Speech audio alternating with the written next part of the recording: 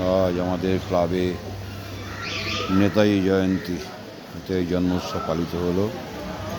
সাথে সরস্বতী মা সরস্বতীর পুজো হলো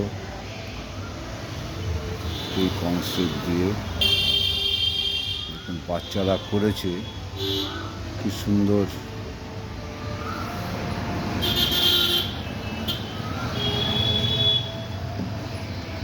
কনসেপ্ট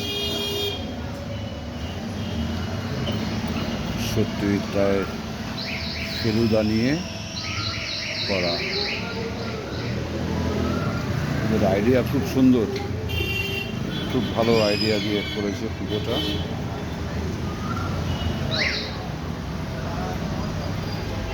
খুব সুন্দর হয়েছে। জয় মা।